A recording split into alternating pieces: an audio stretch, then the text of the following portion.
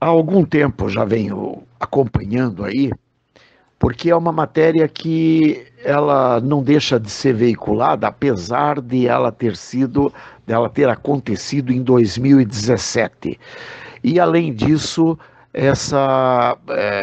tivemos uma perseguição contra o povo da justiça que estava abrindo essas investigações e integrando as investigações contra essa facção criminosa.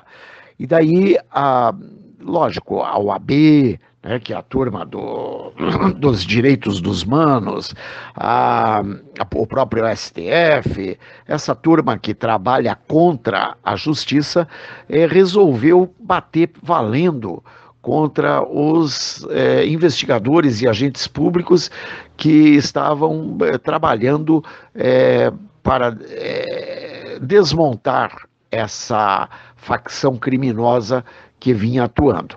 Muito bem, lá em 27 de 6 de 2017, foram presos algumas pessoas porque a justiça condenou o ex-vice-presidente do CONDEP, do Conselho Estadual de Defesa dos Direitos da Pessoa Humana, o Luiz Carlos dos Santos, e além dele outras 4 pessoas que faziam parte daquela facção criminosa, o PCC, Primeiro Comando da Capital.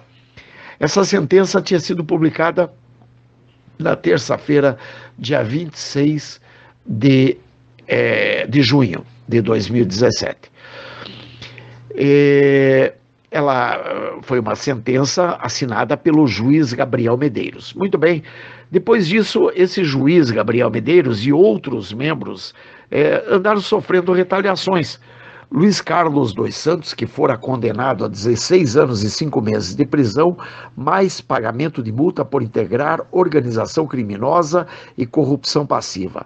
Além desse Luiz Carlos de Santos, também foram condenados os advogados José Ribamar Baima, do Lago Júnior, Simone Lage Guimarães, Oswaldo Antônio de Oliveira e Marcos Antônio Antunes Barbosa.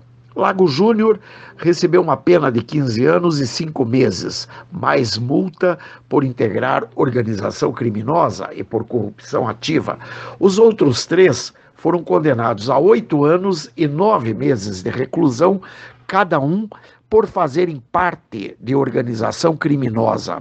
O G1, né, que publicou essa matéria, naquela ocasião ele não tinha conseguido localizar sequer os defensores dos acusados.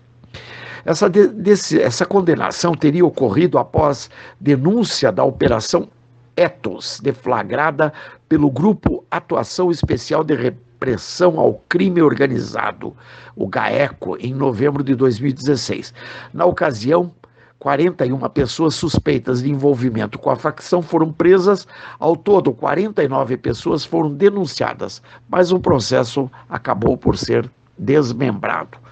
E, segundo as investigações do Ministério Público, desde 2014, detentos da Penitenciária 2 de Presidente Venceslau, no interior de São Paulo, cooptaram diversos advogados para formar a célula jurídica da organização. Essa célula era denominada Sintonia dos Gravatas e foi criada inicialmente para prestar serviços exclusivamente jurídicos aos líderes do PCC. Com o passar do tempo, esse núcleo evoluiu e também passou a servir de elo para as atividades criminosas entre os líderes da facção presos e aqueles fora do sistema prisional. Essa célula tinha a função de comandar um esquema de pagamentos de propinas a agentes públicos ou integrantes do CONDEP. Santos recebia uma mesada de R$ 5.000 do PCC para plantar denúncias de violação de direitos humanos com o intuito de gerar desestabilização na segurança do Estado de São Paulo, e ele tinha também a função de obter informações privilegiadas dentro do Conselho e repassá-las ao PCC. Os advogados também são os responsáveis por estruturar e custear os serviços médicos prestados aos detentos integrantes da cúpula ou outros indicados. O pagamento desses serviços era feito com dinheiro de origem ilícita da organização no lucro do narcotráfico e demais crimes. Santos e os outros advogados são suspeitos de movimentar dinheiro do crime organizado em suas contas bancárias e ainda ajudar a criar uma espécie de banco de dados com nomes e endereços de agentes penitenciários e de seus parentes. Essas pessoas poderiam ser mortas quando a facção julgasse necessário. Pois muito bem, como nós percebemos, esta atitude, né, da criação deste Sintonia das Gravatas foi uma criação que sai de dentro do presídio de presidente, da penitenciária 2, de Presidente Venceslau, justamente de onde o doutor Sérgio Moro tira uma penca de indivíduos, 22 elementos, e os transfere para presídios de segurança máxima entre Rondônia e Rio Grande do Norte. Muito bem, nessa transferência, o doutor Sérgio Moro é apoiado pelo presidente da República, Jair Messias Bolsonaro, consegue colocar por 15 dias, termina agora, se não me engano, dia 28, dia 29 de fevereiro, uma ação que será de intervenção, que está acontecendo, de intervenção federal junto lá ao Rio Grande do Norte e a Rondônia, por conta desses novos elementos que passam a ocupar esses presídios federais, por conta de algumas investigações que levaram à descoberta de um plano que seria utilizado para o arrebatamento de elementos de dentro do presídio de Venceslau, presidente Venceslau, do interior de São Paulo. Bom, o que nós percebemos, então, é que essa ação do GAECO lá em 2015, 2014, 2016, que ela vem acontecendo, tudo isso que vem acontecendo, que culmina com essa prisão desses elementos, de pessoas que fariam parte dessa, aspas, sintonia dos gravatas, né, que eram advogados apenas para atender aos líderes do PCC, dar um serviço jurídico exclusivo aos líderes do PCC.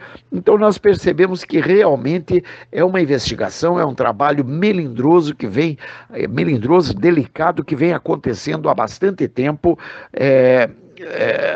dentro da justiça, mas naquela área nobre da justiça, não na área podre da justiça, cujo interesse é apenas o de prender o meliante,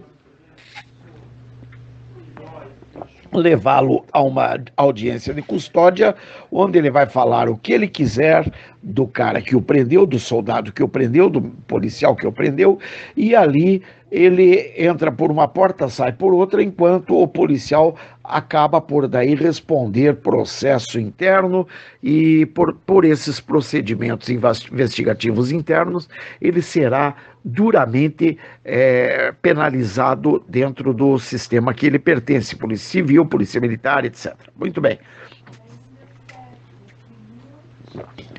Esses mesmos elementos do CONDEP que foram presos, depois eles acabam por ter aí um relaxamento de prisão, e a gente acaba percebendo que agora volta à baila e fica comprovado que, de fato, eles têm, sim, muita culpa no cartório, eles estão, sim, com muito problema com a justiça. A coisa não termina por aí, e pelo que nós vemos, pelo pacote anticrime do Dr. Sérgio Moro, né, que o Dr. Sérgio Moro tem coordenado, na verdade não é dele, é de todo um trabalho de uma força-tarefa, de uma equipe gloriosa que a gente tem que aplaudir, Mas esse trabalho, então, ele está apresentando cada vez mais resultados. Quer dizer, não se trata de uma ação que o doutor Sérgio Moro apenas olhou e disse: vou tirar o Marcola de Presidente Prudente e vou levar ele lá para Rondônia, o Rio Grande do Norte, não sei para onde ele foi levado, e pronto, não se trata disso. O doutor Sérgio Moro não está preocupado com retaliações, seja a quem for. Ele está preocupado tão somente em cumprir a sua missão. E a sua missão é a de reestruturação da justiça no Brasil. Mas uma reestruturação séria, de homens capazes, de homens que tenham estudado o que é a atuação de quadrilhas criminosas dentro de uma sociedade. E quais são os resultados de qualquer tipo de ação que se tome contra uma organização criminosa. Quer dizer, não basta prender, não basta colocar atrás das grades, tem que saber, inclusive, a quem prender e onde. Porque muitas vezes, como estava acontecendo em Presidente Venceslau, e fica provado através dessa matéria do G1, do jornal g1.globo.com, que realmente existia e existe ainda, né? Porque isso daí não foi simplesmente eliminado.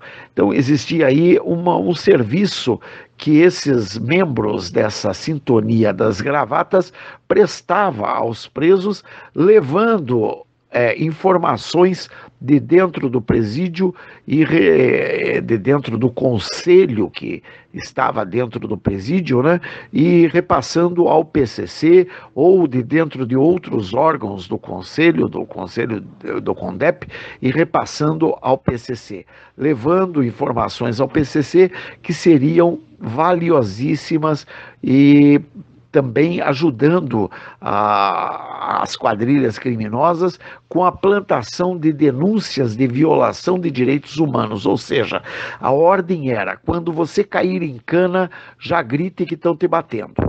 Quer dizer, que daí você chama atenção, alguém já vai filmar e você já se joga fazendo de conta que realmente levou um tapa e coisa parecida, enfim. E aí isso forçou, inclusive, as nossas polícias a tomarem determinadas atitudes e, ao agirem, também agirem já com câmeras, filmando tudo, porque eles vão ter quem filma e sob a ótica deles.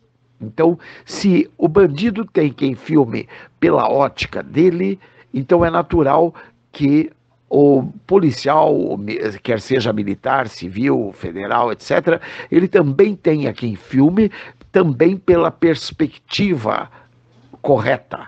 E neste caso, pela perspectiva correta, porque a ótica correta não é aquela do meliante que, quando está preso, às vezes ele pode até para ser contido, ter que ser usada a força contra ele, só que só filmam a partir do momento que está sendo usada a força contra ele. Não mostram que ele tentou agredir o policial, que ele tentou matar o policial, que ele tirou uma arma para o policial, enfim, inúmeras outras situações. O objetivo é apenas a desestruturação da justiça como um todo. Por esse motivo eu trouxe essa matéria e eu espero que muitos venham a ser beneficiados por isso, porque a justiça precisa prevalecer sobre os nossos interesses. Os nossos interesses têm que estar em segundo plano, porque a justiça ela tem que prevalecer para a maioria da população e não para mim. Necessariamente, como eu serei tratado, não é o que interessa.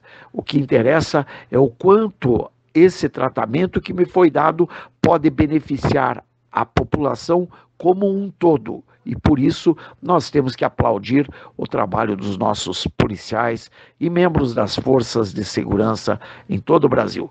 Um grande abraço a todos, sejam sempre muito bem-vindos e que Deus abençoe os nossos policiais, os nossos militares, enfim, todas as pessoas que estejam envolvidas nas atividades de segurança. Um grande abraço, beijos, bye, fui!